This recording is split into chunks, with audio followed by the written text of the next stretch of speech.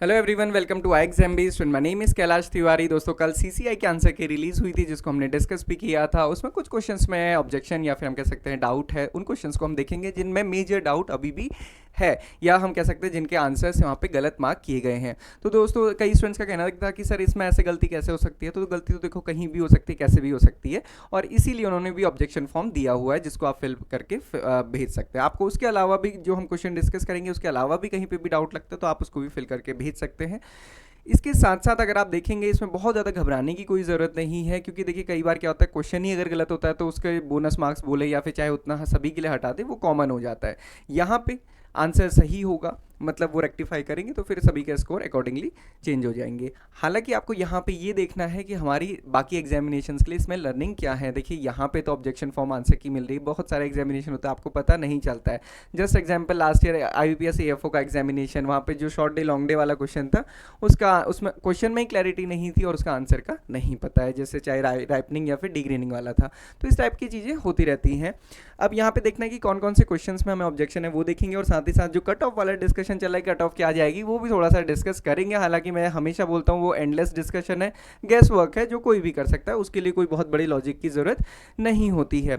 सबसे पहला क्वेश्चन जिसमें हमको डाउट है या फिर हम कह सकते हैं कि जो गलत मार्क किया है वो है कि what is the primary paste of storage grain paste, which is the primary paste. तो प्राइमरी पेस्ट कौन है ये पूछा गया था। अब पहले ये समझिए कि प्राइमरी पेस्ट किसे कहते हैं, सेकेंडरी पेस्ट किसे कहते हैं। तो सिंपल सी चीज़ है, गेहूं का अगर दाना स्टार्टिंग में या किसी भी फूड ग्रेन का जो फ्रेश लॉट है उसमें जो सबसे पहले इंसेक्ट अटैक करेगा और जो उस फ्रेश लॉट में ही अटैक करते हैं उनको हम प्राइमरी स्टोरेज पेस्ट कहते हैं। और उसके बाद कुछ इंसेक्ट्स जो ब्रोकन ग्रेन्स में या फिर ऑलरेडी डैमेज ग्रेन में या फिर ऑलरेडी इन्फेक्टेड ग्रेन में जो अटैक करते हैं उनको हम सेकेंडरी स्टोरेज पेस्ट कहते हैं। अब यहाँ पे दो ऑप्शन दिए थे, एक था राइजोपरथा डोमिनिका जिसको हम लेसर ग्रेन बोरर बोलते हैं, दूसरा दिया था सीटोफिलस ओराइजे। सीटोफिलस ओराइजे को हम क्या बोलते हैं, राइस वीविल। अब आप देखेंगे दोनों ही प्राइमरी पेस्ट में क्लासीफाई होते हैं, किसी भी सोर्स में देखेंगे आपको ये दोनों ही प्राइमरी पेस्ट में दिख जाएंगे, क्योंकि ये फ्रेश ग्रेन या फिर हम बोले जो फ्रेश लॉट होता है उसी में अटैक करते हैं। तो यहाँ पे बोथ सीटोफिलस ओराइजे एंड राइजोपरथा डोमिनिका ये करेक्ट होना चाहिए था। इसको आप ऑब्जेक्शन फॉर्म फिल करके भेज सकते हैं। नेक्स्ट क्वेश्चन था, देखिए इसमें डाउट है, what which is the major objective of integrated farming system. तो थोड़ा सा समझने की बात है, इंटीग्रेटेड फार्मिंग सिस्टम की जब भी बात की जाती है तो उसका मकसद ये होता है कि हमें फार्मिंग सारी चीज़ों को साथ लेके करनी है और प्रोडक्शन या फिर जो हमारा इकोनॉमिक आउटपुट है उसको बढ़ाना है। इसमें कहीं पे भी ऐसा नहीं होता है कि सिर्फ ऑर्गेनिक करना है या बाहर से कुछ नहीं खरीदना है या सस्टेनेबिलिटी की तरफ जाना है, क्योंकि फिर वो सस्टेनेबल इंटीग्रेटेड फार्मिंग या फिर सस्टेनेबल फार्मिंग सिस्टम हो सकता है, क्लाइमेट रेजिलियंट फार्मिंग सिस्टम हो सकता है। तो ऐसा कुछ भी नहीं है। और कई स्टूडेंट्स को ये डाउट है कि सर शिफ्टिंग कल्टीवेशन कैसे हो सकता है। देखिए शिफ्टिंग कल्टीवेशन क्योंकि एक टाइप ऑफ कल्टीवेशन है, आप सभी को पता है क्रॉपिंग सिस्टम में या तो आप लैंड रोटेट कर सकते हो या तो क्रॉप रोटेट कर सकते हो। आजकल हमारे पास लैंड कम है तो इसलिए हम क्रॉप रोटेट करते हैं, लैंड रोटेट नहीं करते हैं। तो बट सिस्टम तो है ना, और यहाँ पे ऐसा कहीं कुछ भी कोई स्पेशल कंडीशन नहीं दी है। तो शिफ्टिंग कल्टीवेशन क्योंकि इंटीग्रेट तो की जा सकती है अगर है तो। Organic farming similarly extensive intensive, मतलब कैसे भी आप फार्मिंग करिए आउटपुट बढ़ाइए। तो इंटीग्रेटेड में तो सभी चीज़ें आ जाती है, क्योंकि इंटीग्रेटेड वर्ड का मीनिंग ही एकीकरण है।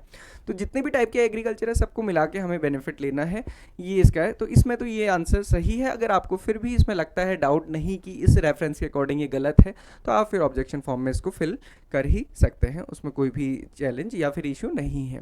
ये जो सिलॉक्स का क्वेश्चन था रीजनिंग में, इसमें डाउट है या फिर ये भी गलत मार्क किया है। आप देखेंगे यहाँ पे दिया है ऑल कैप्स आर बटन्स। अब आप देखिए ऑल, अगर हम इसको all caps are buttons, then next statement है सम बटन्स आर डोर। तो some buttons are door, some caps are bottles. अब ये सम कैप्स आर बॉटल्स। अब यहाँ पे कंक्लूजन क्या दिया है, some bottles are door, some bottles are door. तो अभी इसमें कुछ कहा नहीं जा सकता है, तो ये कौन सा स्टेटमेंट हो गया, कांट से वाला। एंड देन उसके बाद देखिए no bottles are door, again no bottles are door, क्योंकि इनके बीच में ऐसा कोई रिलेशन वो क्वेश्चन में ही नहीं दिया गया है। तो अगेन ये भी नहीं कहा जा सकता कि होगा कि नहीं होगा, कुछ भी नहीं कहा जा सकता है। और आप देखिए सम और नो वाली कंडीशन है, कंपोनेंट सेम है बॉटल एंड डोर, तो ये कौन सा केस हो गया, ईदर एंड और। एंड आई होप कि ये तो आप सभी को अच्छे से पता होगा। इसके साथ साथ अगर आप नीचे वाला देखेंगे all button being bottles is a possibility, तो बटन और बॉटल्स के बीच में पॉसिबिलिटी पूछी गई है और इनके बीच में कोई भी क्लियर रिलेशन दिया नहीं गया, तो पॉसिबिलिटी तो हो ही सकती है। तो ये बिल्कुल सही है। तो कंक्लूजन 3 तो फॉलोज एंड ईदर कंक्लूजन 1 और 2 फॉलोज, तो इसलिए ये फोर्थ वाला ऑप्शन यहाँ पे सही होना चाहिए था। यानी सिंपल है, कोई बहुत ज़्यादा डिफिकल्ट नहीं था। आई होप आप लोगों ने सही किया होगा। अब ये देखिए क्वेश्चन, ये जो प्रॉफिट एंड लॉस वाला क्वेश्चन दिया था, इस क्वेश्चन में भी 8% लॉस दिया हुआ है। जबकि अगर हम इसे सॉल्व करेंगे सिंपल सी मेथड से, अगर आप सॉल्व करते हैं इसको, इसमें बोला है कि शॉपकीपर ने शर्ट खरीदी और उसने 60% शर्ट को 60 हम इसको कर लेते हैं 20% प्रॉफिट के साथ सेल किया, ठीक है। और उसके बाद जो बची हुई है 40% को उसने कितने के शर्ट को 10% लॉस के साथ सेल किया। तो लॉस के लिए हम माइनस वर्ड यूज़ कर लेते हैं। अब आप इसको देखिए सॉल्व करेंगे, इजीली सॉल्व होता है ये, है ना। ये कितना हो गया 3/5 और 5 4 जा 20, तो ये कितना हो गया 12। अब यहाँ पे प्लस आप इसको देखेंगे, ये कितना हो जाएगा 2/5 और 5 2, और ये कैसा है माइनस में, तो -4। तो 12 - 4 कितना हो जाएगा 8, और ये क्या है पॉजिटिव में हमारा रिजल्ट आया, तो क्या है प्रॉफिट। तो ये 8% प्रॉफिट, तो यहाँ पे ये वाला ऑप्शन सही होना चाहिए था 8% प्रॉफिट। इसको भी आप ऑब्जेक्शन फॉर्म में फिल कर सकते हैं। अगेन ये सिंपल सा क्वेश्चन था, दोनों ही सिंपल थे, या फिर इससे पहले वाले भी हम कह सकते हैं। तो ये क्वेश्चन थे जिनमें मेजर डाउट है। इसके अलावा आप कई सारे स्टूडेंट ने बहुत सारे क्वेश्चन बताए थे, बट मुझे उनमें किसी में भी डाउट नहीं लगता है। आप उनको एक बार फिर से क्रॉस वेरीफाई कर सकते हैं, या अगर आपको लगता है तो आप रेफरेंस के साथ भेजिएगा। जितने भी स्टूडेंट्स टेलीग्राम में मुझे क्वेश्चन भेज रहे हैं, तो आप रेफरेंस के साथ भेजिए, थोड़ा सा रिसर्च करके भेजिए, क्योंकि जस्ट ये कह देना कि सर ये भी तो डाउट है, तो मुझे उसके लिए फिर बहुत सारा लिख के भेजना पड़ता है, अगेन फिर उतना टाइम नहीं होता है। तो इसलिए अगर आप रेफरेंस के साथ भेजेंगे तो थोड़ा सा देखा जाएगा। रेफरेंस अच्छी बुक्स का भेजिएगा, या फिर जो अच्छे सोर्सेज है उनका भेजिएगा। समरी बुक या फिर कहीं से भी कुछ भी लिखा है वो ना ही भेजिएगा, या फिर वो, क्योंकि आपको खुद पता है वो हमारा कोई भी सोर्स नहीं हो सकता है। अब आती है बात कट ऑफ की। तो कट ऑफ क्या है बेसिकली, कट ऑफ होता क्या है, कट ऑफ ये होती है कि जो लास्ट सेलेक्टेड स्टूडेंट है उसके कितने मार्क्स आए हैं, है ना, उसके ऊपर के बच्चों को सेलेक्ट किया गया।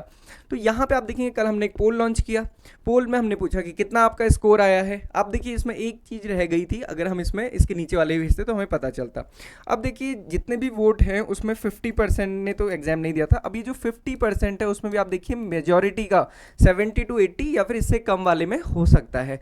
तो अगेन समझने की बात यहाँ पे क्या है, 120 में से जो अगर आप देखेंगे जो मोर और लेस स्टूडेंट का मार्क्स हैं वो 60 to 70 के आसपास ही कहीं ना कहीं आ रहे हैं। तो अगेन ये हमेशा की तरह होता है, पेपर चाहे इजी हो, मॉडरेट हो या फिर बहुत डिफिकल्ट भी हो, तो कट ऑफ बहुत ज़्यादा ऊपर नहीं जाती है। इसलिए उस पर बहुत ज़्यादा नहीं सोचना है कि मेरे तो इतने आ रहे हैं, सामने वाले के ज़्यादा आ रहे होंगे, आपके नहीं आ रहे तो सामने वाले के भी नहीं आएंगे, ये आप मान लीजिए, क्योंकि आपने भी मेहनत की है, खुद पे भरोसा रखिए। कट ऑफ की डिस्कशन में मत पड़िए, एंडलेस है, कुछ नहीं हो सकता है। और वो कट ऑफ, जब कट ऑफ पता चलेगी तभी आपको पता चलेगा। इससे ज़्यादा मैं इसमें कुछ कमेंट कर नहीं पाऊंगा, बहुत सारे कमेंट ऑलरेडी चल रहे हैं, उसमें आप भी डिस्कशन ग्रुप में कर सकते हैं। इसके अलावा इंपॉर्टेंट ये है कि CCI तो हो गया, बट व्हाट नेक्स्ट, इसके बाद क्या। तो आपको पता है NSC का एग्जामिनेशन शेड्यूल्ड है 10th को, उसके बाद CWC का एग्जामिनेशन भी होना है, इफ़को AGT का एग्जामिनेशन आ चुका है, IBPS AFO का तो ऑलरेडी अलाइन है, नाबार्ड का अगर आप भर रहे हैं तो वो भी एक ऑप्शन आपके लिए है। तो बेटर है CCI को वहीं पे छोड़ के, चाहे गलत हुआ चाहे सही हुआ, कट ऑफ ज़्यादा जा रही है कम जा रही है, कितना भी आपका स्कोर आ रहा है उसके छोड़ दीजिए। उसके अलावा बाकी प्रिपरेशन में जुट जाइए।